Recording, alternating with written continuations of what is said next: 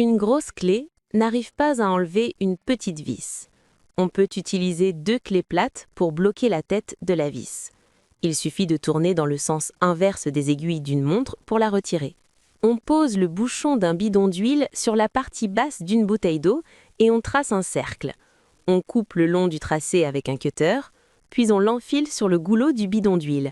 Ainsi, verser l'huile moteur devient beaucoup plus facile. On perce un trou dans un coude pépellaire avec une perceuse. On chauffe l'intérieur d'un côté avec un pistolet thermique. On visse dans le sens horaire sur le goulot d'une bouteille en plastique. C'est parfait pour récupérer la poussière lors du perçage. Vraiment très pratique. Cette méthode de nœud s'appelle le nœud de portage. C'est une variante pratique du double nœud coulant. Avec une seule corde, on forme des boucles qui s'emboîtent sur le col métallique de la bouteille.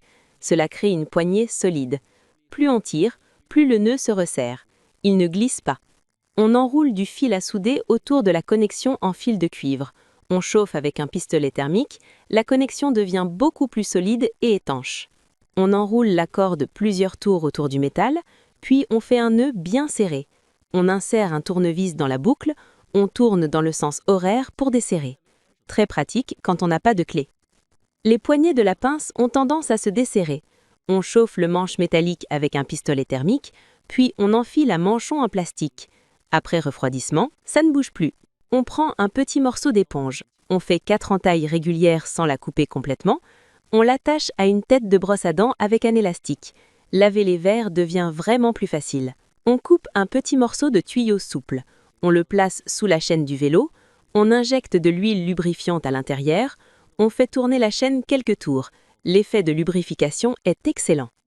Quand une prise est coincée dans un espace étroit au mur, ne la coupez surtout pas. On fait une boucle avec le câble sur le tube. On passe la prise par le bas vers le haut. On tire et la prise se libère facilement. On met un sac de riz en plastique sur le goulot d'une bouteille. On retourne le sac et on visse le bouchon. L'étanchéité est vraiment très bonne. On croise 3 baguettes sur l'ouverture d'un seau. Elles peuvent supporter facilement plusieurs briques.